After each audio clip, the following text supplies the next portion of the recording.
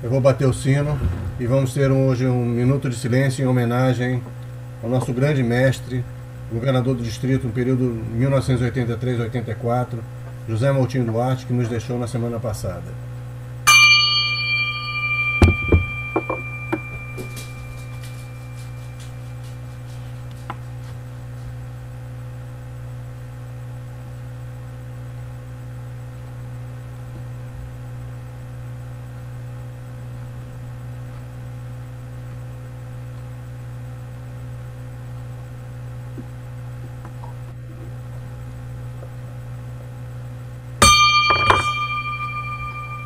Sob o lema 2021-2022, servir para transformar vidas, declaro aberta a nossa 7ª reunião ordinária do período 2021-2022. Como já pedi, um minuto de silêncio para o nosso companheiro José Moutinho Duarte. Só para esclarecer, ele foi fundador do Centro de Estudos Rotários, que foi datado de dia 21 de julho de 1994. Convido a diretora de protocolo, Ana Lúcia, para ocupar a tribuna virtual. Por favor, Ana Lúcia. Obrigada, presidente. Boa noite a todos. Hoje é segunda-feira, 13 de dezembro de 2021. Na tribuna virtual, Ana Lúcia da Silva Teixeira, associada representativa desta unidade rotária, classificação banco-gerente, ocupando neste período as funções de diretora de protocolo e membro da equipe de protocolo do CEP. A área de enfoque do mês de setembro em Rotary é educação básica e alfabetização. Renovamos a solicitação de que todos registrem suas presenças em nosso bate-papo, colocando nome, função, se estiver ocupando cargo em equipes da governadoria, que mantenham os microfones desligados enquanto não estiverem se pronunciando e liguem as câmeras para que possamos interagir melhor, vendo todos na telinha. Informamos que esta reunião está sendo gravada, transmitida ao vivo pelo Facebook e será publicada no Uniclub e YouTube. No período rotário 2021-2022, o Rotary Internacional tem como presidente o companheiro Che Carmeta, associado do Rotary Clube de Calcutá, Mahanagar, Índia, como diretor de RI período 2021-2023, o companheiro Julio Silva Santesteban Orreda, associado do Rotary Clube de El Rímac, Peru, e como governador distrital, Cláudio Maurício Zinha, associado do Rotary Clube de Copacabana. Em nossa reunião de hoje, estamos recebendo o professor Jorge Barros para nos falar sobre educação lato sensu. O que esperar no pós-pandemia? Para a reflexão rotária, convido a nossa presidente 2020-21, companheira Ieda Porto. Boa noite a todos. Na tribuna virtual, Ieda de Paiva Porto, associada representativa desta unidade rotária, classificação Artes Plásticas, coordenadora da comissão da Fundação Rotária. Reflexão rotária. O conceito de paz difere entre os povos e culturas. Para alguns, significa tranquilidade pessoal, felicidade familiar e um sentimento de satisfação interna, enquanto que para outros, paz significa uma satisfação de segurança e que as principais necessidades humanas são atendidas. Independente da definição, paz é algo que podemos alcançar servindo ao próximo. No Rotary, servir é mais do que uma ocupação paralela ou uma atividade ocasional, é um estilo de vida. É uma abordagem centralizada na consideração e cuidados com o próximo, que tem o intuito de criar harmonia entre as pessoas. Quando todos os aspectos da nossa vida estão interligados com o servir, cultivamos um espírito de compartilhamento e promovemos boa vontade e paz entre homens e mulheres no mundo. A todos os rotarianos, curtidores e leitores de uma boa reflexão sobre o que é Rotary. Satoshi Tanaka, presidente de RI 2012 a 2013. Obrigada. Obrigada, presidente Eda. Presidente Davi, seu som está fechado.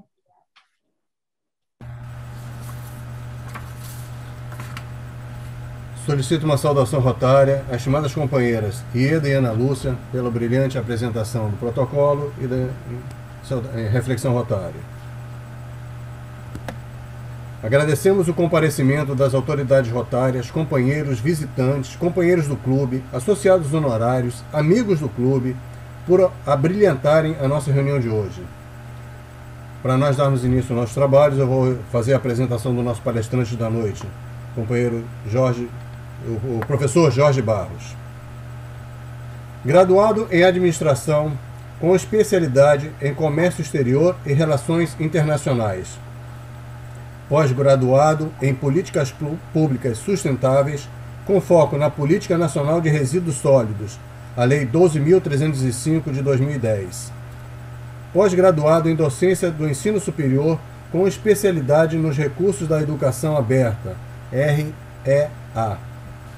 Tutor presencial e pesquisador da Sala de Aula Invertida, Flip Krauskamp, em ambientes virtuais de aprendizagem, AVA, membro da Associação Brasileira de Ensino à Distância, EAD, e da ABED.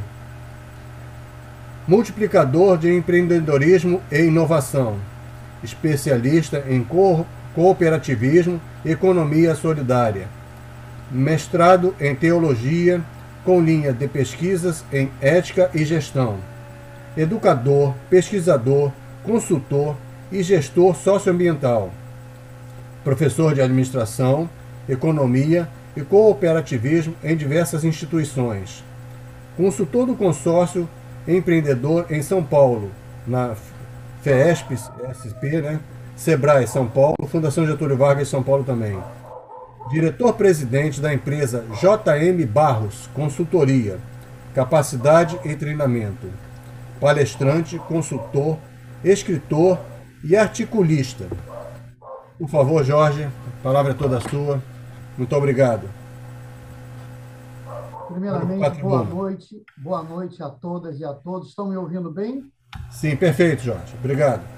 3 são as razões pelas quais a gente quer agradecer estar aqui com os nobres companheiros e companheiras.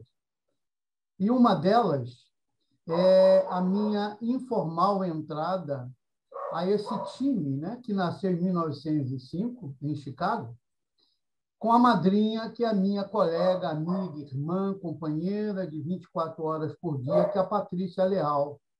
Patrícia é minha colega do CRA, Patrícia é minha colega do curso de Empreendedorismo e Inovação da PUC, Patrícia é minha colega da Faculdade Anhanguera, que me introduziu, e a Patrícia é minha amiga diuturna.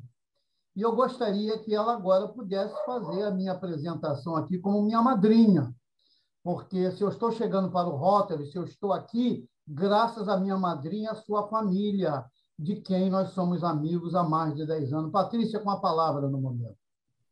Então, é uma felicidade receber o Jorge pela primeira vez na sala de vocês, E vocês me deram um presente. Na verdade, a gente vem namorando o Jorge há algum tempo, e para desenvolver o material que ele vai apresentar a vocês hoje, como um bom professor, ele foi estudar a matéria. Ao ler a matéria, ele se viu rotariano. E aí veio buscar saber um pouco mais sobre como é a nossa cultura e tal. Eu falei, bom, porque eu estou fazendo aqui uma instrução rotária, então quem quer saber, Davi? Vamos saber de tudo. Agora do lado de fora e mais um pouquinho do lado de dentro. Então, companheiros do Rio Comprido, vocês me deram esse presente. Eu já venho namorando há algum tempo, mas esse convite celebrou, acredito que a entrada breve do Jorge no nosso meio. Vai ser uma satisfação muito grande ser sua madrinha, viu, meu amigo? O Rotary vai ganhar muito com você, eu tenho certeza. Muito obrigado. Muito obrigado a todos. Eu quero dizer para as amigas e os amigos que está comigo aqui uma convidada minha, de Miguel Pereira, é uma colega professora de biologia, que é mestranda, inclusive, em biologia, e está aqui nos prestigiando e me prestigiando nessa noite, que é a Grace Irindiba. E para mim é um prazer muito grande. Eu quero dizer para as colegas e para os colegas que eu estou diante de pessoas aqui maduras, né? Em que a gente estará trazendo uma palestra, só que essa nossa palestra nós vamos sobrevoar a área, não pretendemos esgotar o assunto, porque será apenas uma palestra assertiva como linha de partida. E essa palestra terá entrada para mais 2 outras palestras que estão contidas nela e eu aguardo oportunamente a gente poder desenvolvê-la. A educação, que é a minha especialidade, a segunda minha especialidade, como foi lido no meu currículo, eu sou um educador e um pesquisador socioambiental. Então, essa palestra desdobra nas questões do desenvolvimento sustentável. E, por último, que vai ser o objeto aqui dessa guinada da palestra, que é a questão da tecnologia, que é a inteligência artificial com todas as suas ferramentas, que exatamente vai caracterizar a educação do pós-pandemia. Eu estou me fazendo entender, minha voz está saindo bem, queria de vocês um feedback. Estão entendendo bem? Tudo bem? Perfeito, perfeito, Jorge. Maravilha. Professor gosta de feedback, como vocês sabem, me perdoe. Eu estou com uma turma, não vou chamar de turminha, porque eu tenho certeza que aqui tem colegas até com muito mais experiência do que eu, mas a gente vai sempre pedir esse feedback por uma questão de condução do processo. Patrícia, pode colocar a apresentação? Nós vamos, como eu disse, fazer num grande número de lâminas um sobrevoo. Não vamos aterrissar. Nós vamos aterrissar da penúltima lâmina para a última. Por quê? Porque essa palestra nossa tem como retrato de parede, tem como pano de fundo o Rotary. E vocês entenderão por que a gente trouxe esta palestra denominada Educação Lato Sensu, tendo o Rotary como pano de fundo nas 3 últimas palestras. Pois não, Patrícia, vai entrar? Jorge, meu querido, você me dá um segundo, que eu estou com um problema de transmissão. Tudo bem, os colegas estão aí aguardando. Então, enquanto Patrícia lança, eu quero dizer para as senhoras e para os senhores por que denominamos a palestra denominada Educação Lato Sensu, o que esperar no pós-pandemia. Como todos os senhores sabem, a maioria aqui tenho certeza que tem um curso de nível superior, sabe que essa expressão do latim lato sensu é atribuído academicamente para aquele nível de educação em que não é exatamente o inverso, o oposto, o stricto sensu, que é o mestrado, doutorado e o pós-doutorado. Só que eu vou usar lato sensu aqui nesta noite no sentido literal da palavra, no sentido etimológico da palavra, que compreende do pré-escolar ao pós-doutoramento. Por isso é lato sensu, que nós vamos falar de uma guinada de 180 graus do sistema educacional mundial, que não é exclusivo do Brasil, no pós-pandemia. E por que eu estou falando isso para as senhoras e para os senhores? Já começo dando aos senhores uma estatística como justificativa da nossa fala.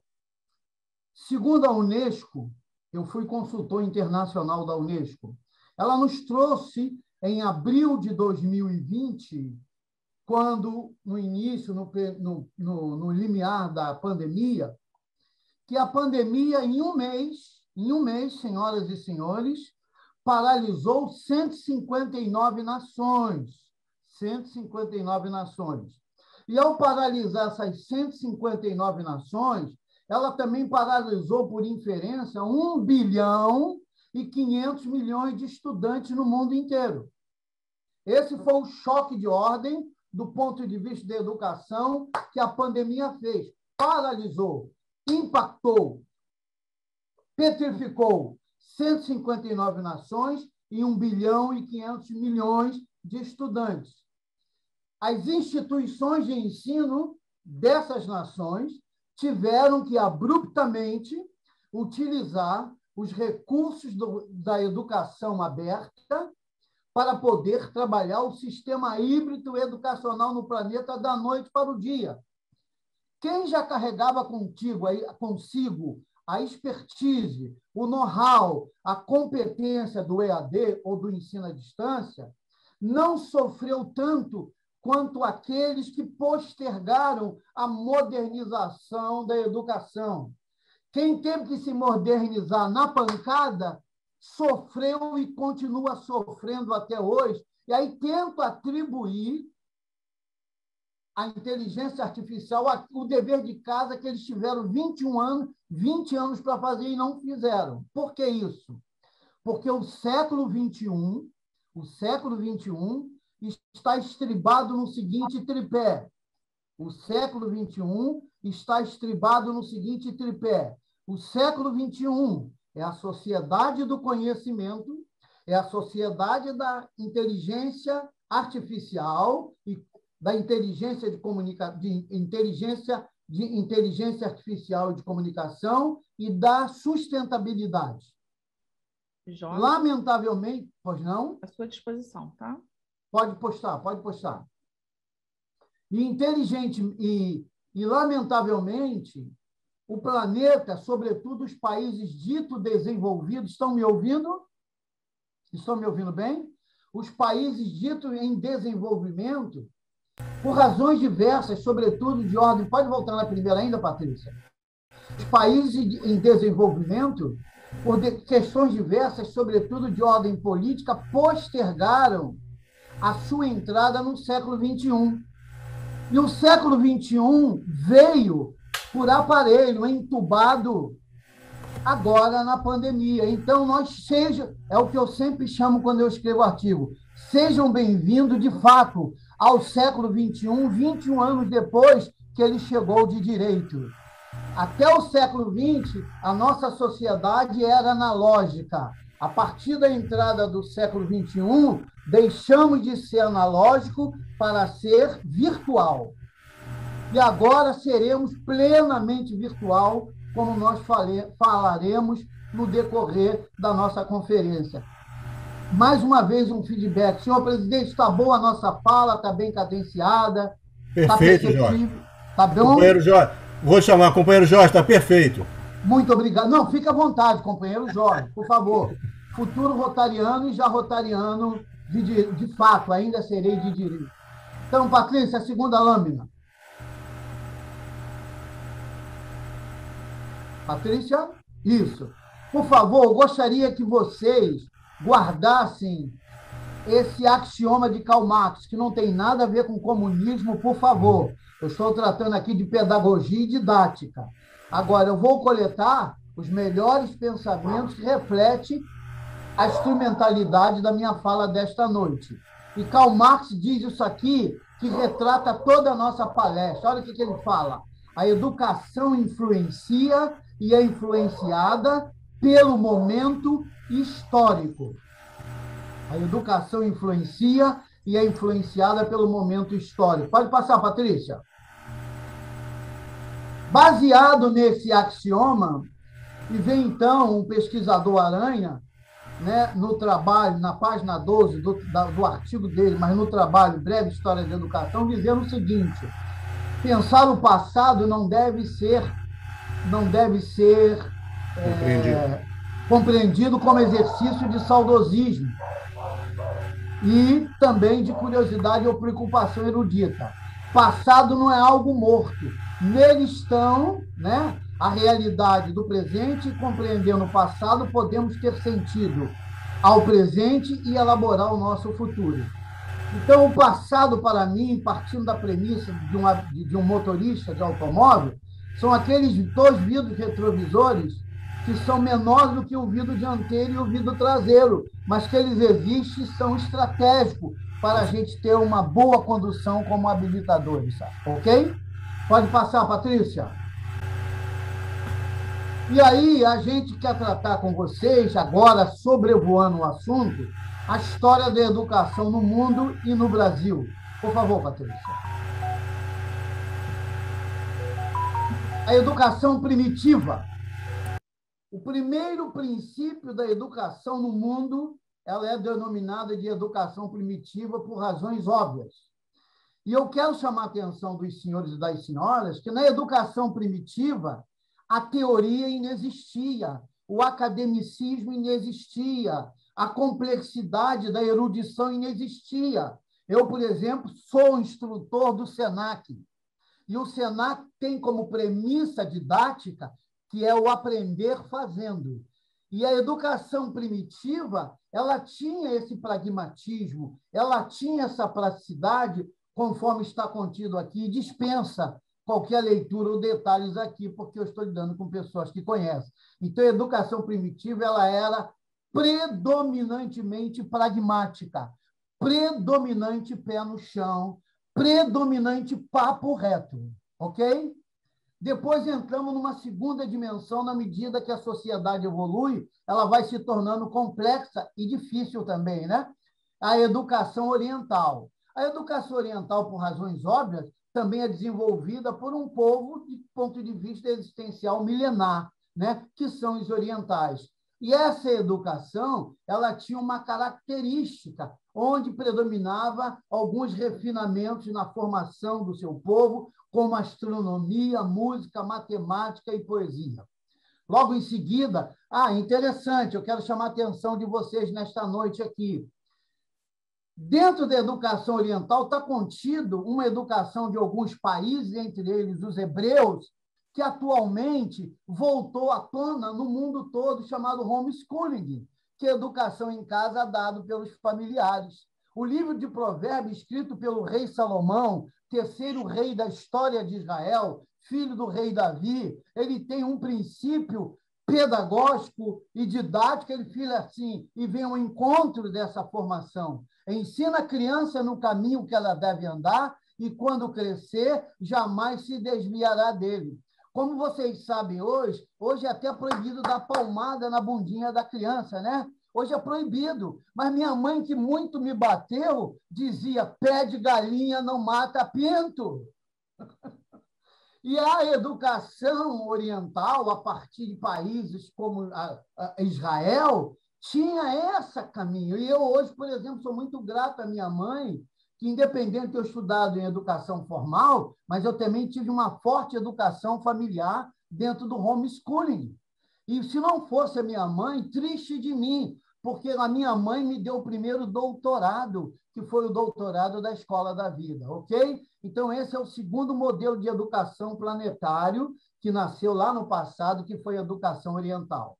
Depois entramos na educação clássica, como vocês estão vendo aqui. E nessa educação clássica, eu quero chamar a atenção para a Grécia e Roma Antiga. Mas dentro de Grécia e Roma Antiga, eu quero estabelecer a dicotomia do Estado da Grécia. Vocês sabem que o Estado da Grécia era composto de duas cidades, Esparta e Atenas.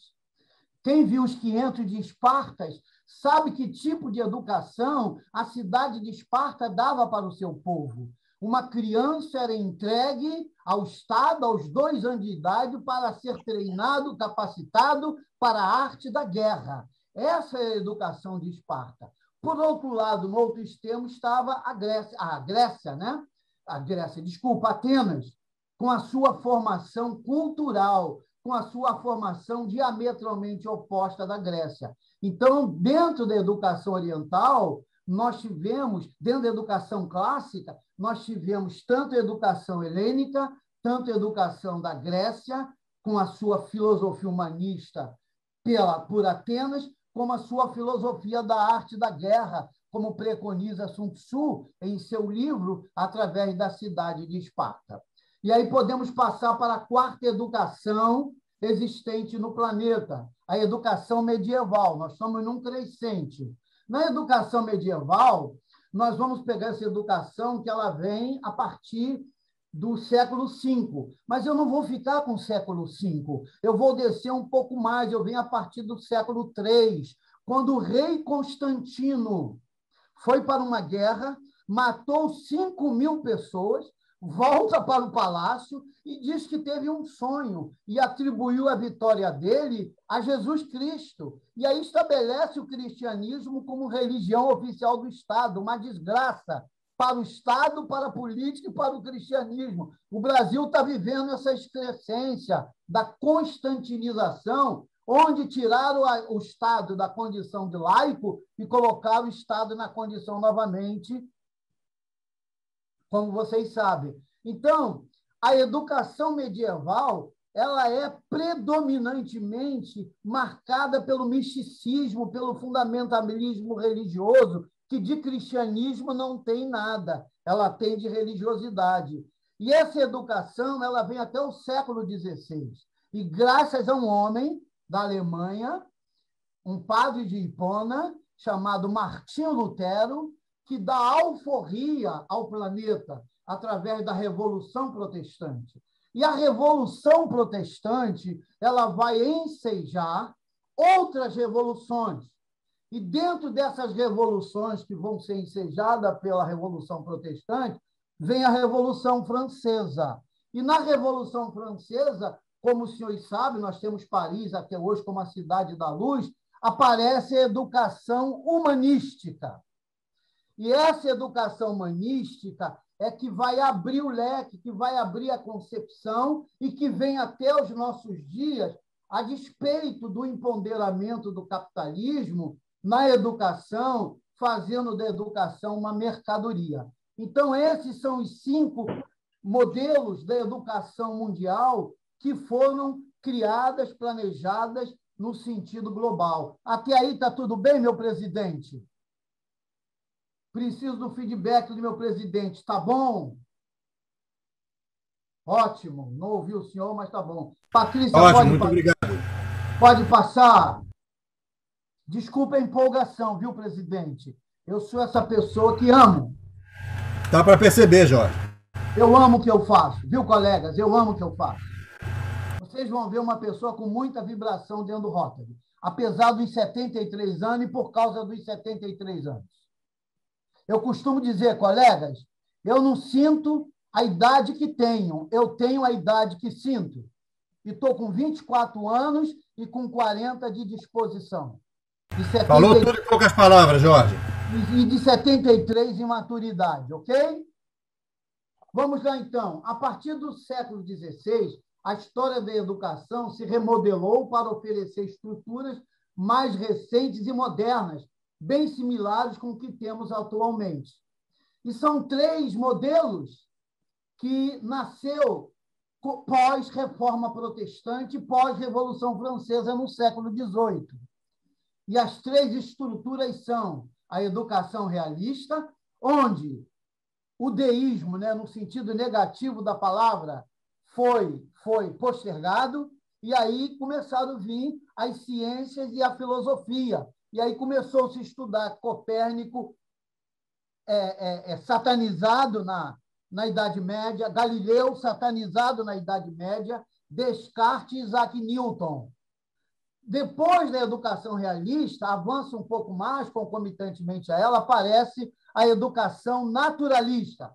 Este modelo ele está centrado em Jean-Jacques Rousseau, que todos os senhores conhecem. E é esse modelo que vem até os nossos dias. A sua educação, colega, a minha educação, colega, a nossa educação, ao mais ou menor grau, está centrado em Jean-Jacques Rousseau. E, por último, que vem até os nossos dias, nesse momento que eu estou falando com meus colegas, que é a educação nacional. A educação nacional me permite fazer aqui uma rápida leitura. Durante a Revolução Francesa, realizada no século XV, a educação nacional foi criada e se instaurou como modelo utilizado até os nossos dias. Orienta o Estado para que seja responsável pela escola primária e universitária, com possibilidade gratuita, uma vez que a educação é um direito de todos, contido na Declaração Universal dos Direitos Humanos. Sendo assim, atualmente também pode ser diretamente relacionado à educação de caráter democrático. Então, está aqui o último estágio do modelo educacional pós-Revolução Protestante, que avançou e que a última chega, inclusive, aos nossos dias, sem negligenciar as 2 outras. As 2 outras também, porque esses 3 modelos perpassam pelo caudal da educação de um modo geral. Pode passar, querida madrinha Patrícia? A educação durante o período colonial. Vamos conhecer agora a educação no Brasil. A educação no Brasil, porque temos 3 Brasis. Temos o Brasil Colônia, que estabeleceu o seu modelo de educação. Temos o Brasil Império, que estabeleceu o seu modelo de educação, e temos o Brasil repúblicas. Por favor, para a educação, considere repúblicas no plural, que nós vamos trabalhar com 5 cortes da educação no Brasil república. A história do Brasil é marcada preponderantemente pela dependência, né, da exploração, desrespeito às diferenças culturais e privilégios de alguns em detrimento da grande população. E quais foram as populações nesse período colonial que foram profundamente impactadas de forma negativa? Primeiro, os nativos. Olha o absurdo que está acontecendo aqui, meus colegas, que o Rotary tem que gritar. Marco. A história do marco legal é um crime de lesa pátria contra os nossos índios. Os verdadeiros brasileiros nesse país, colegas, não somos homens brancos, são os índios, não são nem os negros, porque quando os colonizadores aqui chegaram, já encontrou uma população nativa. Como é que querem estabelecer um marco legal a partir de 1988? Isso é ideia dos ruralistas com o atual presidente. Isso é um crime de lesa pátria, é um crime para exterminar de vez o pouco que resta da nossa comunidade indígena. Vamos gritar, Rotary, a favor dos nativos desse país. Então, esse período aqui foi um período profundamente excludente contra os negros e contra os índios. Como vocês sabem, a nossa abolição não aconteceu. A nossa abolição da escravatura ficou pelo meio do caminho. Se a abolição da escravatura tivesse acontecido como precisava, hoje nós não teríamos a quantidade de favelas e miseráveis de exclusão social no Brasil. Então, não consideremos, do ponto de vista legal, sociológico, econômico, que houve uma abolição de fato. E você vai encontrar a relação causa e efeito dessa não abolição ou dessa excludência do negro. Por isso, somos a 4ª população carcerária do mundo. E que se mais morre no Brasil é o negro, por causa daqui, ó, o modelo educacional equivocado, o modelo educacional focado nas elites e não focado no Brasil enquanto povo, enquanto nação miscigenada. Ok até agora, meu presidente?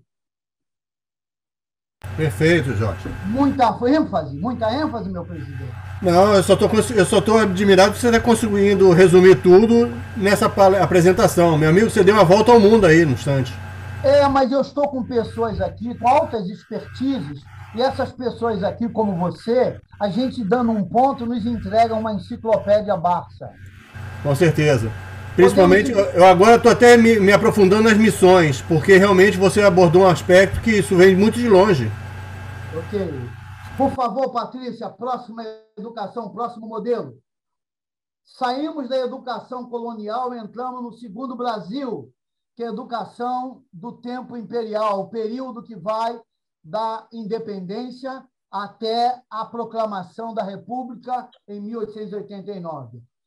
Eu quero dizer para vocês que essa educação aqui, ela não vai praticamente mudar em nada a educação anterior, porque ela vai também continuar exclusivista, ela vai continuar excludente, ela vai continuar europeizada para beneficiar apenas a elite em detrimento da população. Então, não adianta hoje você ir para a rua, ficar reclamando do Brasil, do Bolsonaro, do Congresso, porque o elemento causal de tudo isso está na educação.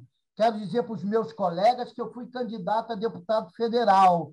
E como candidato a deputado federal em 2018, eu tinha 2 bandeiras precípuas. A primeira bandeira era trabalhar o pacto federativo. Aliás, a primeira bandeira era trabalhar a educação como 4º poder da República, ao lado do Legislativo, Executivo e Judiciário. E a segunda bandeira era o Pacto Federativo. Por quê? Porque hoje o grave problema do Brasil, ou de qualquer país que enfrenta problema socioeconômico e social, está na educação. Sem educação não há salvação, viu, meu presidente e meus colegas? Sem educação, não há salvação. Então, qualquer discurso atacando Bolsonaro, atacando o Congresso, é chamando o efeito de causa. ok? A solução está na educação, como eu estou mostrando os senhores e as senhoras aí, dentro da relação causa e efeito. Eu não vou entrar mais nesse mérito, que depois os senhores poderão ler um pouco mais, e vamos partir para o terceiro e último período da história da nossa educação. Pois não, Patrícia? Aí eu quero mostrar para vocês que, do ponto de vista de Brasil, nós tivemos três: o Brasil colônia, o Brasil império e o Brasil república. Mas, para fins de educação, aqui nós temos 5.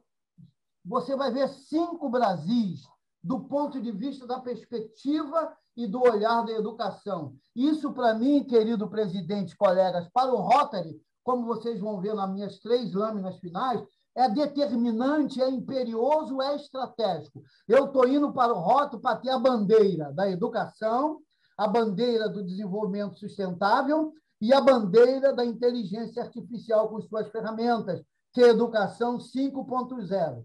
Contem com seu colega, professor Jorge Barros, com essas 3 bandeiras. Precisou falar de educação, me convidem. Precisou falar de desenvolvimento sustentável, me convidem. Precisou falar de inteligência artificial, aqui está o servo de vocês. Sempre servo, já que o espírito do Rota, criado em 1905, é servir. E quem não serve para servir, não serve para viver. Então, a educação da Primeira República, ela aparentemente parece que ela foi descentralizada, mas não foi. E vocês vão ler aqui o parecer desse Romanelli, que escreveu o artigo científico dele em 78, e ele vai exatamente demonstrar que, com a descentralização dentro do Pacto Federativo, o Brasil não ganha, ele perde. Sabe por que ele perde? Porque os estados que eram ricos, como São Paulo, vão ficar mais ricos em educação. O estado que era pobre vai ficar pobre, porque já não conta mais com o apoio da União, porque está centralizado. O estado que não tem grana não tem como desenvolver nada, sobretudo educação. Essa é a denúncia sintética desse pesquisador Romanelli, que vocês devem ler aí, e ele enfatiza: São Paulo sai na frente, como hoje São Paulo é o motor do Brasil, mas graças a essa Constituição, a esse modelo de educação que foi criado, que quem tinha ficou mais rico, quem não tinha ficou mais pobre. Nós vamos passar agora para a segunda fase da educação no Brasil, a educação pós-revolução de 1930. Em 1930, havia uma efervescência ideológica, como vocês sabem, Getúlio Vargas estava lá, vai ser onde ele vai ter que estabelecer o Estado Novo, porque, se vocês não sabem, a ditadura do Estado Novo de Getúlio Vargas foi a única que foi correta, porque ele teve que dar um pau, ele teve que bater na dupla permanente desde o advento da República, café com leite, que era Rio de São Paulo, era São Paulo e Minas Gerais. Não tinha lugar para nenhum estado do Brasil, só eles queriam mandar. Aí Getúlio vai exatamente dentro dessa efervescência ideológica desenvolver todo um trabalho para poder exatamente libertar o Brasil, naquele primeiro momento, das garras da dupla paulista e mineiro, que é a chamada a dupla café com leite. E o próprio Romanelli, ele vai falar sobre a existência de um manifesto que, aparentemente, vai gerar alguns avanços, mas esses avanços são teóricos, porque a classe dominante continua ganhando em detrimento da classe não dominante, como sempre vivemos hoje nesse país. Mas, de qualquer maneira, vocês vão ver aí alguns avanços, entre eles a própria escola gratuita, etc, etc, etc. Terceiro modelo, Patrícia, por favor. A educação durante Estado Novo. Aí aparece Getúlio Vargas, que promoveu a ditadura, deu um coro em São Paulo, em Minas Gerais, e estabeleceu na marra um Brasil dos brasileiros. Um Brasil dos brasileiros. Por isso a carta-testamento dele. Por isso a carta-testamento e o suicídio de Getúlio. Getúlio foi o maior estadista que esse país já teve. Estadista é aquele que pensa a próxima geração. O político é que pensa a próxima eleição, ok? Getúlio era um estadista. E foi ele, no Estado Novo, que trouxe muitos legados, entre eles o Ministério da Educação, a carteira assinada, a Petrobras e outras coisas mais que eu tenho certeza que os senhores já conheciam e agora vão revivar tudo isso. Então, não podemos esquecer que houve um modelo de educação durante o Estado Novo que nós herdamos até hoje muito desses benefícios. Pode passar, Patrícia? Ah, está aqui embaixo, pode deixar.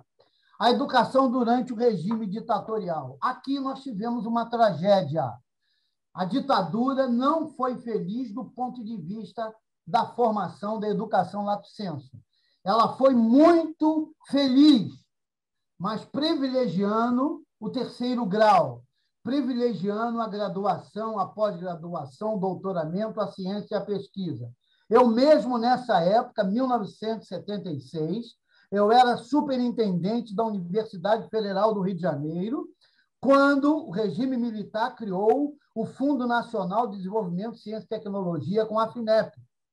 E, graças a esse fundo, nós conseguimos trazer muitos pesquisadores que tinham se evadido do Brasil, novamente para compor a ciência brasileira, com salário de mercado, e colocamos muitos milhões dentro dos projetos de pesquisa, e graças ao FNDCT, Fundo Nacional de Ciência e Tecnologia, via FINEP, o Brasil deu um salto quântico na incorporação de cientistas, na incorporação de pesquisas e na incorporação do P&D, que é Pesquisa e Desenvolvimento, graças a esse período. Então, se o regime militar ele foi muito ruim no que tange ao ensino básico, no que tange ao ensino primário, mas ele foi feliz no segundo grau, porque ele trabalhou muito a questão da formação do ensino técnico e também, sobretudo, no terceiro grau. Mas o terceiro grau, no regime militar, foi focando as elites e não a população como um todo. E, por último,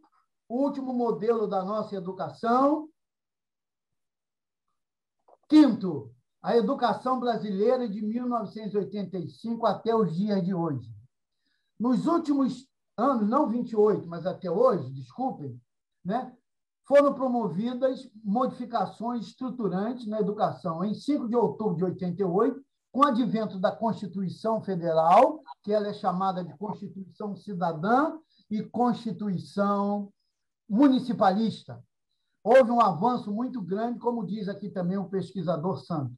Dentre os diversos avanços, queridos amigos, dentre essas principais mudanças no âmbito educacional, Aranha aponta e destaca 4 delas: gratuidade do ensino em estabelecimentos oficiais, ensino fundamental obrigatório e gratuito, atendimento em creche pré-escolas às crianças de 0 a 6 anos e valorização dos profissionais de ensino com planos de carreira para o Ministério Público.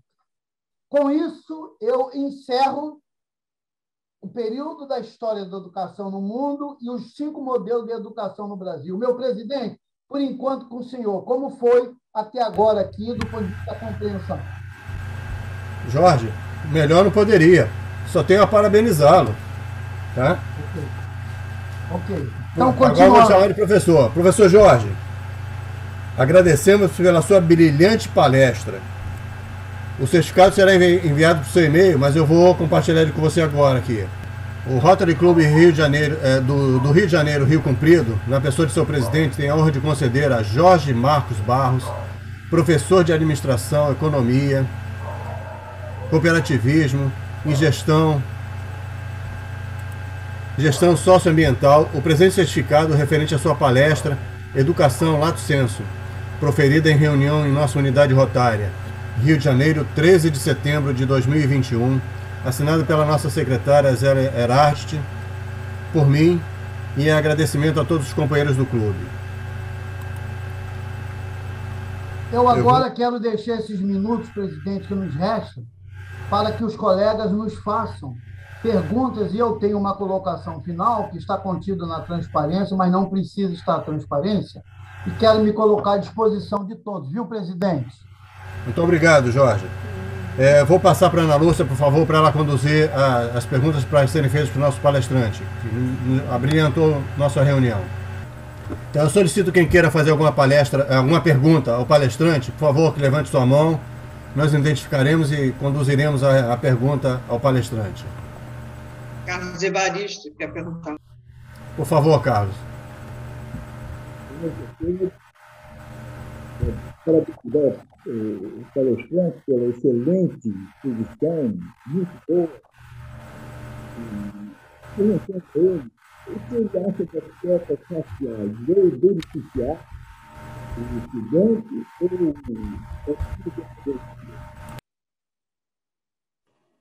Eu não estou ouvindo, está muito baixa a voz do Carlos Evaristo, não sei se alguém ouviu. Eu estou com Mas dá para dificuldade. repetir? Eu estou ouvindo, mas não estou entendendo. Pode repetir, Carlos, por favor? eu faria ao palestrante qual o conceito que ele tem das cotas raciais no ensino. Das cotas raciais, com o Mário Jorge. Primeiramente, como eu disse para os senhores e para as senhoras, como não houve uma abolição da escravatura, toda a lei de cota aconteceu. Então, como é que a gente teve, inteligentemente, a maneira de reparar a inclusão social desse segmento prejudicado e sacrificado? Foram com as diversas leis de cotas, não só de acesso ao ensino, mas em outros segmentos da administração pública. Então, foi uma forma de justiça social para reparar a exclusão social e gerando a inclusão social. É isso aí. Muito obrigado, perfeito. Eu fiquei surpreso com esse dado que você deu, Jorge, hoje. De 159 nações e 1,5 bi tivemos que parar por causa dessa pandemia. Hein? Dados da Unesco. Dados da Unesco. Mas essa informação, pô, é bem... Meu amigo, como parou o mundo em função disso, né? E olha, Jorge, você prega 3 ênfases nossas em Rotary, hein? São 3 ênfases nossas. São 3 alicerces que nós batemos sempre em cima, né? Que é educação, sustentabilidade e desenvolvimento. Então... Olha o sorriso da Patrícia, olha o sorriso dela. Ela sabe disso tudo. Mais alguém quer fazer alguma pergunta, por favor? Presidente, eu não estou vendo ninguém com a mãozinha levantada, não. Uma brilhante apresentação dessa não tem nem o que falar, pô, só tem que digerir. Ele explanou tudo, ele explanou tudo. Isso aí. Então eu vou pedir encarecidamente. Isso mesmo. Eu vou pedir encarecidamente que 3 ou 4 colegas, por favor, dê a sua impressão da nossa palestra, que eu gostaria de ouvi-los, então, já que não tem pergunta. Dê assim 1 segundo da sua impressão, para mim é importante. Davi, eu posso falar, Zenilda? Pode, Zenilda, pode falar. Professor Jorge, eu estou encantada com a sua palestra. Eu gosto muito palestra sobre educação. E você deu um show aí sobre a educação, desde da colônia, o Império, a República. Foi ótima. E eu, inclusive, faço um projeto de redação sobre educação. Eu sou do Rotary Clube Nova Iguaçu. E justamente, você falou aí que o Davi também mencionou e agora não sai. Sustentabilidade. Sustentabilidade, né? Foi emocionante a sua palestra. Você está de parabéns. Muito boa. Obrigada, colega. Obrigada, companheiro. Muito bom. Muito obrigado. Tem mais alguma pergunta, Ana? Não. A Ângela quer colocar. Por favor, Ângela. Depois a senhora Mara. Boa noite. Eu queria agradecer ao professor Jorge, porque teve 3 momentos muito bons que me marcou, né? Logo quando ele começou, que ele fala de Miguel Pereira, que é um local onde eu passei a minha adolescência. Quando ele fala na parte de educação, ele troca em 3 pontos, que eu também concordo. Preconceito social. Ele fala da educação, que é a base de tudo, e ele fala da mãe dele como criou, que hoje eu concordo com ele. A minha mãe deve ser a coleguinha dela, da mãe dele de colégio, que diz também, não é pata de galinha no Mata Pinta, ela diz que porta da rua, serventia da casa, manda quem pode e obedece quem tem juízo. Então, por essa formação, nós hoje chegamos aonde estamos, né?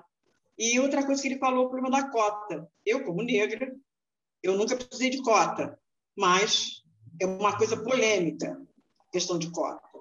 Porque eu acho que a base da cota é a questão lá, a educação que não veio lá de base, né? que não deu apoio. Se todos tivessem o mesmo tipo de educação, a mesma oportunidade, as cotas não seriam necessárias.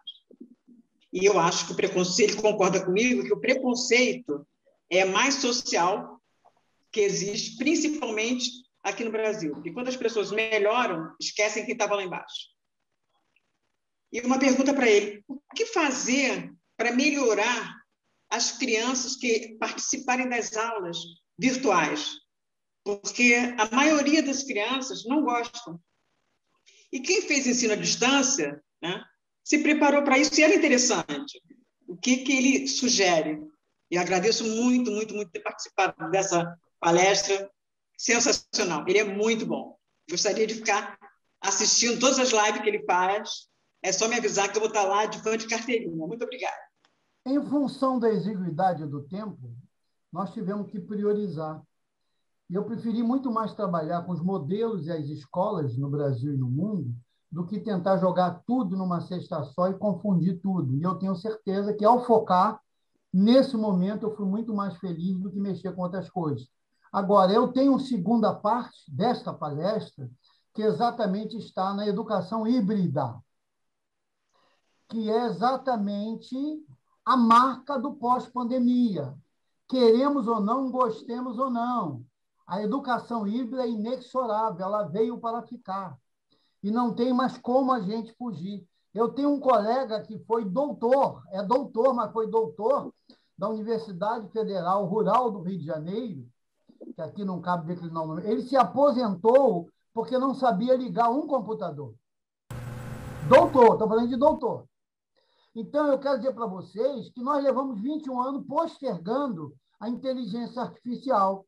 A pandemia ela deu um coro na humanidade, sobretudo nos países de desenvolvimento. Agora tem que vir, porque a indústria 4.0, indústria 5.0, educação 4.0, a internet das coisas. Acabou. Hoje nós vamos ter que chegar lá. E o Brasil vai ter que, como sempre de tropeço, se adaptar para esse modelo, não é de educação, mas é de vida.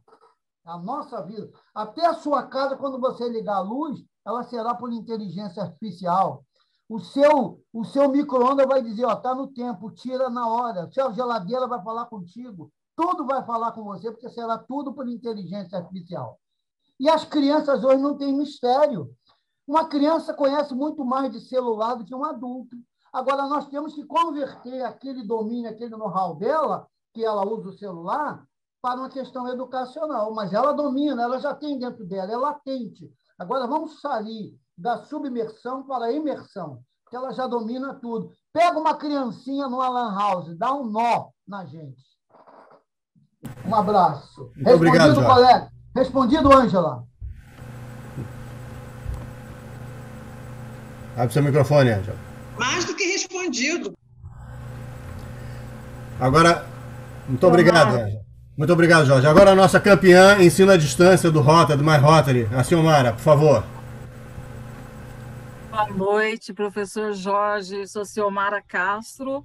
Eu sou associada do Rotary Clube São José dos Campos, Jardim das Colinas, aqui no interior de São Paulo.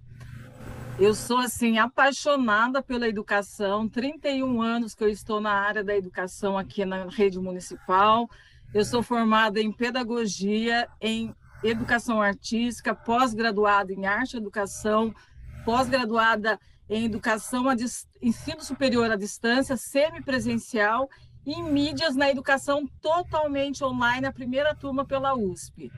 Então, eu acho assim que o ensino à distância, o ensino online, ele veio para ficar, mas as pessoas têm que saber trabalhar. Não adianta pegar e jogar o professor lá para trabalhar online se ele não sabe. Então, é a mesma coisa você dar uma enxada para quem nunca pegou. Você tem que saber usar ferramentas. Então, olha, o senhor está de parabéns pela palestra, excepcional, uma palestra que acho que muitos clubes deveriam assistir. Parabéns. A Patrícia tem a pretensão de nos levar para outros clubes. Agora eu tenho uma boa notícia a dar para a colega. Posso? Pode. Eu estou de mudança para São Paulo. Aqui no meu estado. Eu estou indo para aí desenvolver um projeto dentro, como está no meu currículo, que é A minha faculdade aí, a Fundação Escola de Sociologia e Política de São Paulo, com o SEBRAE, mais a Fundação Getúlio Vargas. E eu já estou, inclusive, com moradia e tudo, aguardando o momento de chegar aí, e vou morar na Avenida Paulista e passar aí, no mínimo, 2 anos. Então, meu 120 quilômetros daqui da minha cidade lá. Meu Rotary será aí em São Paulo, que a Patrícia vai me apresentar alguém aí. Fala aí, Patrícia. Eu vou começar a treinar capoeira, tá, Silmara? Porque você está perigosa. Oi? Eu vou começar a treinar capoeira, porque isso não está certo, não. Eu ia colocar essa observação. Atentem para a cara para as feições da Patrícia, as reações dela. Ô, Patrícia, veja bem, tem muitos clubes que vão continuar online, é só virtual, entendeu? Então, pode ser associado ao passaporte. Essa foi a minha observação, entendeu? Falei para ele que ele vai inovar no nosso clube. Já inovaram. Não inovaram, né? Mais alguma pergunta, Ana? Não, presidente. Bem, eu vou pedir então ao nosso palestrante que, se quiser umas considerações finais, possa fazê-lo, para nós dermos o encerramento da reunião e depois com a Ana, por favor. As minhas considerações finais é a minha alegria de estar aqui, mais alegria ainda por conhecer cada um de vocês, e mais alegria ainda por estar com o pé na porta e começando aqui com a minha amiga Patrícia, mas dentro do Rotary do Rio Comprido. E à disposição sempre. Nós é que lhe agradecemos sempre. Muito obrigado, nossa gratidão, Jorge. Muito obrigado pelo seu tempo, sua colocação, o seu aprendizado que você passou para nós, que nos enriqueceu muito. Nós é que estamos imensamente agradecidos. Muito obrigado mesmo. Ana Lúcia, por favor, a estatística. Presidente, eu gostaria de primeiro me desculpar se eu, por um acaso, mas a minha internet deu pane, como todos puderam ver. Tivemos a presença das GAs Alba Ferreira, Zélia Erhardt e Diva Esteves. Tivemos a presença também da presidente indicada do Rotary Clube Nova Iguaçu Leste, Senir Maria Loureiro. E eu gostaria de agradecer a presença de todos os demais companheiros aqui em nossa palestra, aos convidados que estiveram presentes aqui. Presidente Davi. Muito obrigado, Ana Lúcia. Nós temos o companheiro Carlos Evaristo, também governador assistente. Quando nós tivemos pessoas de fora, tirar as abreviaturas e falarmos o que é. Já é governador assistente. Muito obrigado, Ana Lúcia. Chegamos ao final da nossa reunião, desejando uma excelente semana e agradecendo a presença de todos em nossa sala virtual. Aguardamos vocês em nossa próxima reunião no dia 20 de setembro, às 19 horas, quando receberemos as companheiras Margarida Coni e a Isaurinha, para nos contar a história da Casa da Amizade da cidade do Rio de Janeiro. Sob o lema Servir para Transformar Vidas, encerramos a nossa reunião de hoje. Muito obrigado, boa noite a todos. E gratidão, Jorge, muito obrigado. E aos companheiros também, tá?